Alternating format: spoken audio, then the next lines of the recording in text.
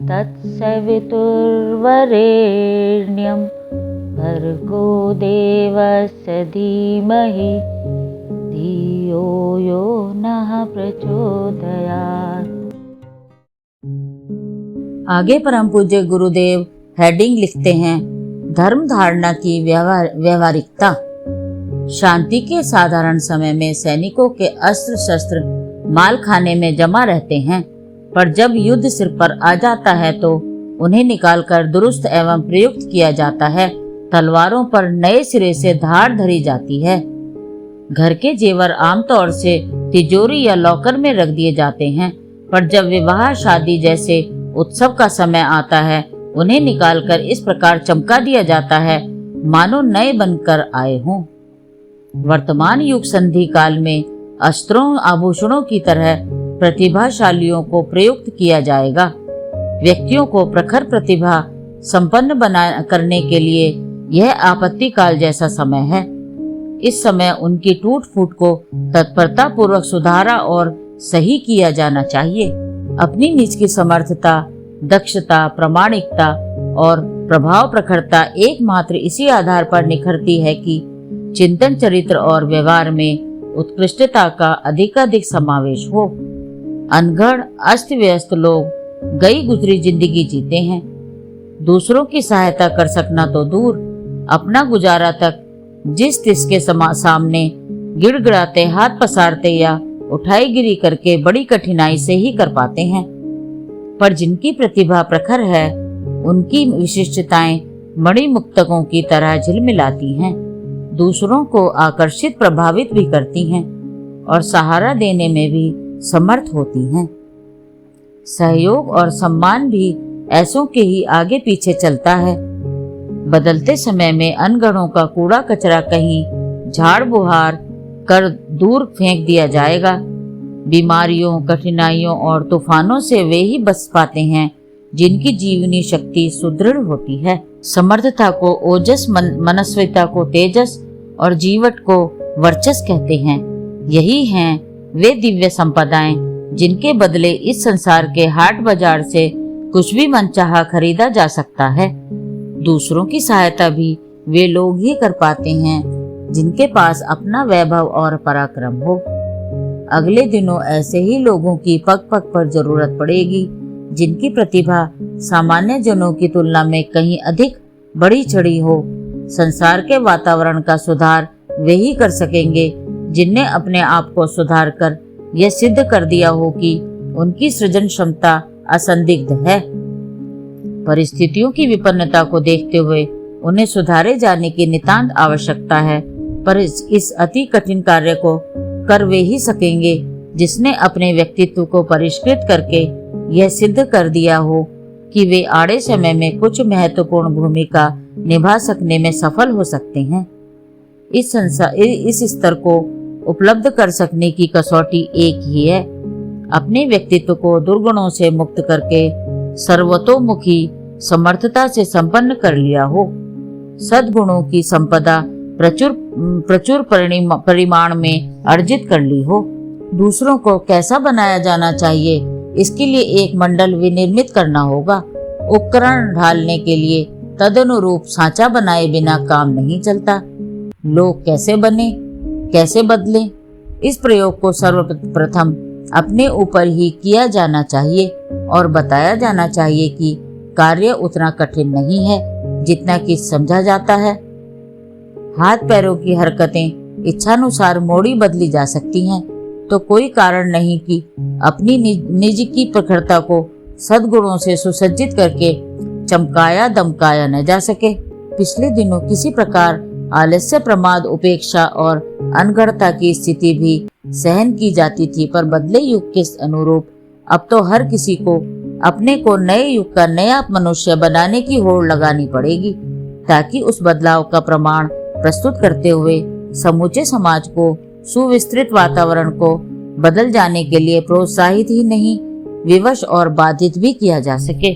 काया कलेवर जिसका जैसा ढल चुका है वह प्रायः उसी आकार प्रकार का रहेगा, पर गुण कर्म स्वभाव में अभीष्ट उत्कृष्टता का समावेश करते हुए ऐसा कुछ चमत्कार उत्पन्न किया जा सकता है जिसके कारण इसी काया में देवत्व के दर्शन हो सकें। देवी देवताओं की कमी नहीं, उन सबकी पूजा उपासना के अपने अपने महात्म्य बताए गए हैं, किंतु परीक्षा की कसौटी पर वह प्रतिपादन कदाचित ही खरा उतरता है। भक्त जन प्रायः निराशा व्यक्त करते और असफलता के लिए इस समूचे परिकर को ही कोसते देखे गए हैं। अपवाद स्वरूप ही किसी अंधे के हाथ बटेर लग पाती है, किंतु एक देवता ऐसा भी है जिसकी समुचित साधना करने पर सत्परिणाम हाथों हाथ नकद धर्म की तरह उपलब्ध होते देखे जा सकते हैं। वह देवता है जीवन। इसका सुधरा हुआ स्वरूप ही कल्प वृक्ष है। अपना रिद्धि सिद्धियों से भरा भंडार लोग न जाने क्यों नहीं खोलते और न जाने क्या कारण है कि घड़े में ऊंट खोजते फिरते हैं। अच्छा होता आत्मविश्वास जगाया गया होता, अपने को परिष्कृत कर लेने भर से हस्तगत हो सकने वाली संपदाओं और विभूतियों पर विश्वास किया गया होता। प्राचीन काल में सभी बच्चे स्वस्थ पैदा होते थे, तब उनको थोड़े से बड़े होते ही अखाड़ों में कड़ी कसरतें करने के लिए भेज दिया जाता था। पर अब स्थिति बदल गई है। अपंग, रुग्ण और दुर्बल पीढ़ी को अखाड़े नहीं भेजा जा सकता। उन्हें स्वास्थ्य रक्षा के सामान्य से नियमों से ही अवगत अभ्यस्त कराना पर्याप्त होगा। आत्मबल, जिसमें सभी बलों का सहज समावेश हो जाता है, की उपलब्धि के लिए आध्यात्मिक प्रयोग अभ्यास करने होते हैं। प्राचीन काल में वे तप, साधना और योगाभ्यासों को से प्रारंभ होते थे, पर अब तो व्यक्तित्व की दृष्टि से विकृत पीढ़ी को अध्यात्म की आरंभिक साधनाएं कराना ही पर्याप्त होगा। हाई स्कूल पास करने से पहले ही कॉलेज की योजना बनाना व्यर्थ है। पंचशीलों का अभ्यास करें। प्राचीन काल में हर एक साधक को प्रारंभ में यम नियम साधने पड़ते थे। उसके अंतर्गत सत्य, अहिंसा, ब्रह्मचर्य, अस्तेय, अपरिग्रह आदि की साधना अनिवार्य है। उस समय के सामाजिक वातावरण में वे सर्वसाधारण के लिए साध्य रहे होंगे, परंतु आज की स्थिति में वैसा संभव नहीं दिखता। अब तो व्यवहारिक पंचशीलों का परिपालन आदतों में सम्मिलित हो सके तो भी काम चल जाएगा। श्रमशीलता, मितव्ययिता, शिष्टता, सुव्यवस्था और सहकारिता के पंचशील हमारे क्रियाकलाप में पूरी तरह घुल मिल सकें तो समझना चाहिए कि प्राचीन काल की तप साधना के समतुल्य साधनात्मक साहस बन पड़ा। नंबर 1, आलस्य, प्रमाद, विलासिता, ठाट बाट आदि के कारण आदमी बुरी तरह हरामखोर बन गया है। उपलब्ध शक्ति का 1/4 भाग भी उत्पादक श्रम में नियोजित नहीं हो पाता। निठल्लेपन में शारीरिक मानसिक असमर्थता पनपती है। आर्थिक तथा दूसरी सभी प्रगतियों का द्वार बंद हो जाता है। श्रम के बिना शरीर निरोग एवं सशक्त भी नहीं रह सकता। श्रम के बिना उत्पादन भी संभव नहीं। समाज में विडंबनाएं इसी कारण पनपती रही हैं कि नर नारी श्रम न करने में बड़प्पन अनुभव करने लगे। काम चोरी, कम से कम श्रम करके अधिक से अधिक लाभ पाने की प्रवृत्तियां समाज को अपंग जैसा बनाए दे रही हैं। इस भयंकरता को समझाते हुए समय को तत्परता और तन्मयता भरे परिश्रम के साथ जोड़कर दिनचर्या बनाई जाए तो प्रतीत होगा कि उपलब्ध समय एवं साधनों में ही प्रगतिशीलता के साथ जुड़े हुए अनेकानेक सत्परिणाम उपलब्ध होते चले जाते हैं। नंबर 2, अपव्यय आज का दूसरा अभिशाप है। दुर्व्यसनों में, फैशन तथा सज धज जैसे आडंबरों में उतना समय और पैसा खर्च होता है कि उसे बचा लेने पर अपने तथा दूसरों के अनेक प्रयोजन सध सकते हैं। फिजूल खर्ची का कोई अंत नहीं, उसे किसी भी सीमा तक किया जा सकता है। उसकी ललक जब उभरती है तो पूरा कर सकना साधारण श्रम कौशल के लिए संभव ही नहीं हो पाता। तब बेईमानी, बदमाशी का आश्रय लिए बिना काम नहीं चलता। इस अमीरी प्रदर्शन से कभी किसी को भले ही सम्मान मिलता रहा हो, पर अब तो उसके कारण ईर्ष्या ही उपजती है। उसके फलस्वरूप मात्र उसकी नकल बनाने या फिर नीचा दिखाने की प्रतिक्रिया दिख पड़ती है। सादा जीवन उच्च विचार वाली उत्कृष्टता का तो एक प्रकार से समापन ही हो जाता है। उदारता को चरितार्थ करने पर अवसर तो तब मिले जब अपव्यय से कुछ बचे। नंबर 3, शिष्टता सभ्यता की आधारशिला है और अशिष्टता अनगढ़पन की सबसे बुरी प्रतिक्रिया है। दूसरों के असम्मान और अपने अहंकार के संयोग से ही ऐसी उद्दंडता उभरती है कि शिष्ट, मधुर, विनीत एवं सज्जनोचित व्यवहार करते ही नहीं बन पड़ता। यही प्रवृत्ति अशिष्टता बनकर उभरती है। उसे अपनाने वालों की छवि ही धूमिल होती है। उसके स्थान पर विनम्रता, सभ्यता का परिचय देना ही भलमानस साहत का प्रमुख चिन्ह है। यह बर्ताव बड़ों के साथ ही नहीं, छोटों के साथ भी उतना ही तत्परता पूर्वक किया जाना चाहिए। यह उक्ति बहुत महत्वपूर्ण है कि शालीनता बिना मोल मिलती है, परंतु उससे सब कुछ खरीदा जा सकता है। शालीनता का जिन्हें अभ्यास है, उनके परिवार में कभी कलह नहीं होती। सौमनस्य का स्वर्गीय वातावरण बना रहता है। शालीन व्यक्ति के मित्र, सहयोगी अनायास ही बढ़ते चले जाते हैं, जबकि अशिष्ट व्यक्ति अपनों को भी पराया कर डालता है। जीवन की सफलता में शालीनता का असाधारण योगदान रहता है। नंबर 4, सुव्यवस्था का तात्पर्य अपने समय, श्रम, मनोयोग, जीवन क्रम, शरीर, सामर्थ्य आदि सभी संबद्ध उत्पादनों का सुनियोजन। उन्हें इस प्रकार संभाल कर सुनियोजित रखा जाना चाहिए कि उनको अस्त व्यस्तता से बचाया जा सके और अधिकाधिक समय तक उनका समुचित लाभ उठाया जा सके। यह प्रक्रिया स्वभाव में सुव्यवस्था की दृष्टि रहने पर ही बन पड़ती है। लोक व्यवहार का यह सबसे बड़ा सद्गुण है, जिसे संभालना, सदुपयोग करना, सुनियोजित रखना आ गया, समझना चाहिए कि उसे गुणवानों में गिना जाएगा, उसका लोहा सर्वत्र माना जाएगा। सुनियोजन ही सौंदर्य है, उसी को कला कौशल भी कहना चाहिए। मैनेजर, गवर्नर, सुपरवाइजर जैसे प्रतिष्ठित पदों का श्रेय उन्हीं को मिलता है जो न केवल स्वयं को बल्कि अपने परिकर को भी सुव्यवस्था के अंतर्गत चलने, अनुशासन में रहने के लिए सहमत करते हैं। प्रगति का प्रमुख आधार यही है। 5वां शील है सहकारिता।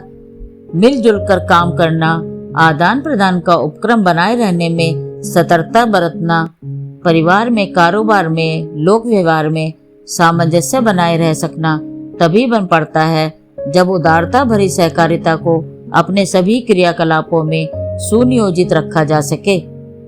जो एकाकीपन से ग्रसित हैं, उसे असामाजिक, उपेक्षित रहना पड़ता है और नीरसता, निराशा के बीच ही दिन गुजारता है। बदले में स्नेह, सहयोग, सम्मान पाने का अवसर उन्हें मिलता ही नहीं, जो संकीर्ण स्वार्थपरता से जकड़े निष्ठुर प्रकृति के होते हैं। बड़े कार्य संयुक्त शक्ति से ही संपन्न हो पाते हैं। देव शक्तियों के संयोग से दुर्गा के प्रादुर्भाव की कथा सर्वविदित है। संकीर्ण स्वार्थपरता के स्थान पर उदार सहकारिता की प्रवृत्ति जगाने से, वैसा अभ्यास बनाने से ही संघ शक्ति जागृत होती है। योग्य कार्यकर्ता होने पर भी सहकारिता के अभाव में न कोई संस्था पनप सकती है और न कोई व्यवसाय प्रगति कर सकता है। उपरोक्त 5 दुर्गुणों को यदि छोड़ा जा सके और उसके विपरीत सदाशय की रीति नीति को अपनाया जा सके, तो समझना चाहिए कि मानवीय गरिमा के अनुरूप मर्यादा पालन बन पड़ा और हंसती हंसाती, उठती उठाती जिंदगी का रहस्य हाथ लगा। ऐसे ही लोग धन्य बनते और अपने समय, परिकर एवं वातावरण को धन्य बनाते हैं। व्यवहारिक धर्म धारणा का परिपालन इतने सीमित सद्गुणों को क्रियाकलापों का अंग बना लेने पर भी सध जाता है। इन सद्गुणों को अपने दृष्टिकोण, स्वभाव एवं अभ्यास में उतारने का सबसे अच्छा अवसर परिवार परिकर के बीच मिलता है। यदि घर के आवश्यक कार्य परिवार परिकर के सभी सदस्य साथ साथ सहयोग पूर्वक निपटाया करें, उत्साह की प्रशंसा और उपेक्षा की भर्त्सना किया करें तो इतने से ही स्वल्प परिवर्तन से परिवार के हर सदस्य को सुसंस्कारी बनाने का अवसर मिल सकता है। परिवार संस्था ही नर रत्नों की खदान बन सकती है। परिवार में सद्गुणों का अभ्यास जो करते हैं उनके लिए यह तनिक भी कठिन नहीं रहता कि लोक व्यवहार में पग पग पर शालीनता का परिचय दें और बदले में उत्साह भरी उपलब्धियों का पूरा लाभ सहज ही प्राप्त करते रहें। उच्च मानसिकता के 4 सूत्र। व्यवहार की धर्म धारणा और सेवा साधना उपरोक्त सद्गुणों को जीवन में उतारने भर से बन पड़ती है।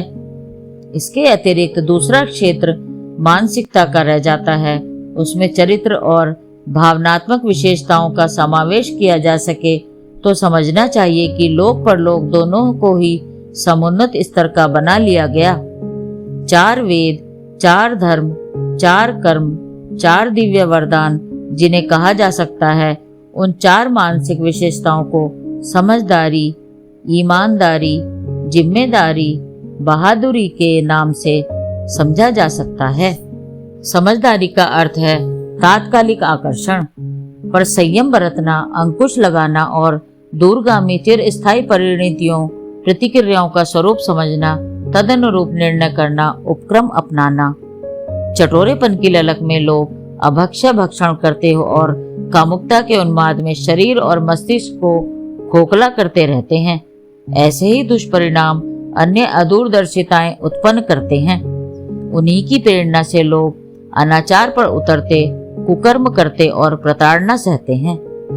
अदूरदर्शिता के कारण ही लोग मछली की तरह सामान्य से प्रलोभनों के लोभ में बहुमूल्य जीवन गंवा देते हैं। समझदारी यदि साथ देने लगे तो इंद्रिय संयम, समय संयम, अर्थ संयम अपनाते हुए उन छिद्रों को सरलता पूर्वक रोका जा सकता है जो जीवन संपदा को अस्त व्यस्त करके रख देते हैं। ईमानदारी बरतना सरल है, जबकि बेईमानी बरतने में अनेक प्रपंच रचने और छल छद्य अपनाने पड़ते हैं। स्मरण रखने योग्य तथ्य यह है कि ईमानदारी के सहारे ही कोई व्यक्ति प्रामाणिक और विश्वासी बन सकता है। उन्हीं को जन जन का सहयोग एवं सम्मान पाने का अवसर मिलता है। उत्कर्ष अभ्युदय के लिए इतना अवलंबन बहुत है, आगे की गतिशीलता तो अनायास ही चल पड़ती है। बेईमान वे हैं जिन्होंने अपना विश्वास गंवाया और जिनकी मित्रता मिलती रह सकती थी उन्हें अन्यमनस्क एवं विरोधी बनाया। बेईमान व्यक्ति भी ईमानदार नौकर रखना चाहता है। इससे प्रकट है कि ईमानदारी की सामर्थ्य कितनी बड़ी चढ़ी है। जिनकी प्रतिष्ठा एवं गरिमा अंत तक अक्षुण्ण बनी रहती है, उनमें से प्रत्येक को ईमानदारी की रीति नीति ही सच्चे मन से अपनानी पड़ी है। झूठों को की बेईमानी तो काट की हांडी की तरह एक बार ही चढ़ती है। तीसरा भाव पक्ष है जिम्मेदारी। हर व्यक्ति शरीर रक्षा, परिवार व्यवस्था, समाज निष्ठा, अनुशासन का परिपालन जैसे कर्तव्यों से बंधा हुआ है। जिम्मेदारियों को निभाने पर ही मनुष्य का शौर्य निखरता है, विश्वास बनता है। विश्वसनीयता के आधार पर ही वह व्यवस्था बनने लगती है जिसके अनुसार उन्हें अधिक महत्वपूर्ण जिम्मेदारियां सौंपी जाएं। प्रगति के उच्च शिखर पर जा पहुंचने का सुयोग खिंचता चला आए। लोग उन्हें आग्रह पूर्वक बुलाएं और सिर माथे पर चढ़ाएं। व्यक्तित्व जिम्मेदार लोगों का ही निखरता है। बड़े पराक्रम करते उन्हीं से बन पड़ता है। चौथी आध्यात्मिकता संपदा है बहादुरी।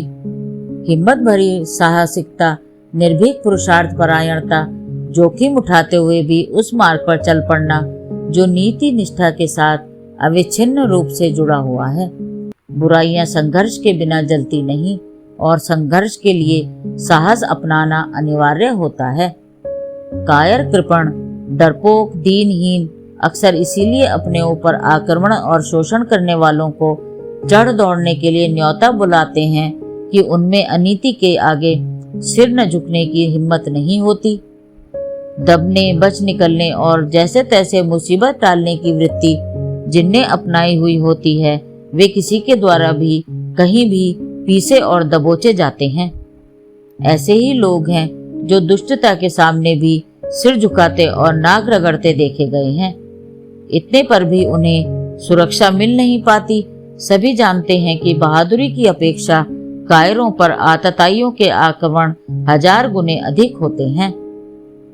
कठिनाइयों से पार पाने और प्रगति पथ पर आगे बढ़ने के लिए साहस ही एकमात्र ऐसा साथी है जिसको साथ लेकर मनुष्य एकाकी भी दुर्गम दिखने वाले पथ पर चल पड़ने एवं लक्ष्य तक जा पहुंचने में सामर्थ्य हो सकता है।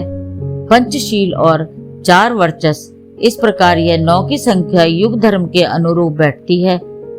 सौर मंडल के ग्रह 9 हैं। नवरत्न और रिद्धि सिद्धियां भी 9 की संख्या में ही प्रख्यात हैं।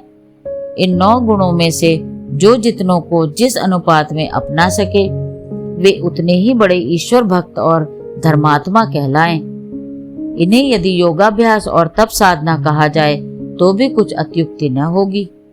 धर्म और कर्म में उतारी अपनाई गई उत्कृष्टता, आदर्शवादिता ही प्रकारांतर से स्वर्ग जैसा उल्लास भरा मानस और जीवन मुक्ति जैसी तृप्ति, तुष्टि एवं शांति प्रदान कर सकने में हाथों हाथ समर्थ होती है। उनके लिए देर तक किसी को भी प्रतीक्षा नहीं करनी पड़ती। किंवदंतियों के अनुसार मरने के उपरांत ही स्वर्ग मुक्ति जैसी उपलब्धियों को प्राप्त किया जा सकता है, किंतु यदि कल्पनाओं की उड़ान से नीचे उतरकर व्यवहारिक धर्म कर्म में 9 सूत्री उत्कृष्टता का समावेश किया जाए तो जीवित रहते हुए भी स्वर्गीय अनुभूतियों और मुक्ति स्तर की विभूतियों का हर घड़ी रसास्वादन करते रहा जा सकता है। इतना ही नहीं, इन 2 के अतिरिक्त एक और तीसरा लाभ भी प्राप्त किया जा सकता है। सिद्धियों के चमत्कार भी हस्तगत हो जाते हैं। सफलताएं खिंचती हुई चली आती हैं और मनस्वी के पैरों तले लौटने लगती हैं। सुनिश्चित राजमार्ग अपनाएं। देवता की पूजा अर्चना के लिए पंचोपचार, षोडशोपचार नाम से जाने जाने वाले कर्मकांडों, क्रियाकृत्यों का प्रयोग भक्तिजन करते रहते हैं। इसके बदले उन्हें क्या मिला उसका विवरण तो वे स्वयं ही बता सकते हैं, पर उपरोक्त साधनाओं को निश्चित रूप से विश्वास पूर्वक नवदा भक्ति के स्थान पर प्रतिपादित किया जा सकता है और देखा जा सकता है कि उसके सहारे प्रत्यक्ष और अप्रत्यक्ष दोनों ही क्षेत्रों में गरिमा में उपलब्धियों को सहज सरलता पूर्वक हस्तगत कर लिया गया या नहीं। राजमार्ग पर चलने वाले भटकते नहीं, झाड़ झंखाड़ों में वे उलझते हैं, जिन्हें छलांग लगाकर तुरत फुर्त बिना पुरुषार्थ का परिचय दिए ही बहुत कुछ पा लेने की ललक सताती है। आकुल व्याकुल मन स्थिति में आनन फानन इंद्र जैसा वर्चस्व और कुबेर जैसा वैभव कहीं से भी उड़ा लाने की मानसिकता ही लोगों को हैरान करती रहती है। ऐसे ही व्यक्ति साधना से सिद्धि के सिद्धांत पर लांछन लगाते और आरोप थोपते हुए देखे गए हैं। 9 गुणों का 9 सूत्रों वाला यज्ञोपवीत धारण करने की विधा इसी संकेत पर ध्यान केंद्रित किए रहने के लिए वे निर्मित की गई है कि पंच तत्वों से बनी रक्त मांस अस्थियों जैसे पदार्थों से अंग प्रत्यंगों को जोड़ गांठ कर खड़ी की गई इस मानव काया को यदि नौलखा हार से सुसज्जित करना हो तो उन 9 गुणों को चिंतन, चरित्र, व्यवहार में, गुण, कर्म, स्वभाव में गहराई तक समाविष्ट किया जाए। उन्हें क्रियाकलापों में अभ्यास में शामिल करने के लिए प्राणपण से प्रयत्न करना चाहिए। यह ऐसा कायाकल्प है जिसके लिए किसी बाहरी धन्वंतरी की मनुहार आवश्यक नहीं। यह च्यवन ऋषि जैसा पुनर्यौवन प्राप्त करने का सुयोग है, जिसके लिए अश्वनी कुमारों का अनुग्रह तनिक भी उपेक्षित नहीं। यह समूची उदात्तीकरण की पशु को देवता बना देने वाली महान उपलब्धि है, जिसे कभी द्विजत्व दूसरे जन्म के नाम से जाना जाता था। इसमें आकृति ही नहीं प्रकृति भर बदलती है और मनुष्य जैसी भी स्थिति में रह रहा हो उसे उसी क्षेत्र में वरिष्ठता की सहज उपलब्धि हो जाती है। धर्म धारणा को विभिन्न संप्रदायों और मतांतरों ने भिन्न भिन्न संख्याओं में गिनाया है और स्वरूप तथा प्रयोग अपनी अपनी मान्यता के अनुरूप बताया समझाया है। किंतु आज की स्थिति में जबकि अनेक धनों से दुहे गए दूध को सम्मिश्रित करके एक ही मथनी से मथकर एक जैसी आकृति का एक ही नाम वाला मक्खन निकालने की उपयोगिता आवश्यक समझी जा रही है, तो फिर उपरोक्त 9 रत्नों से जड़े गए हार को सर्वप्रिय एवं सर्वमान्य आभूषण ठहराया जा सकता है। मिठाई मिठाई रटते रहने और उनके स्वरूप स्वाद का अलंकारिक वर्णन करते रहने भर से न तो मुंह मीठा होता है और न पेट भरता है। उसका रसास्वादन करने और लाभ उठाने का तरीका एक ही है कि जिसकी भाव भरी चर्चा की जा रही है उसे खाया ही नहीं पचाया भी जाए। धर्म उसे कहते हैं जो धारण किया जाए। उस आवश्यकता की पूर्ति के लिए कथा प्रवचनों को कहते सुनते रहना भी कुछ कारगर न हो सकेगा। बात तो तभी बनेगी जब जिस प्रक्रिया का महात्म्य कहा सुना जा रहा हो उसे व्यवहार में उतारा जाए। व्यायाम किए बिना कोई पहलवान कहाँ बन पाता है। इसी प्रकार धर्म के तत्व ज्ञान को व्यावहारिक जीवनचर्या में उतारने के अतिरिक्त और कोई विकल्प है ही नहीं। क्रांति धर्मी साहित्य की आगे की वीडियो देखने के लिए कृपया लाइक करें, सब्सक्राइब करें तथा हमारी नई वीडियो देखने के लिए बेल आइकन दबाएं। धन्यवाद।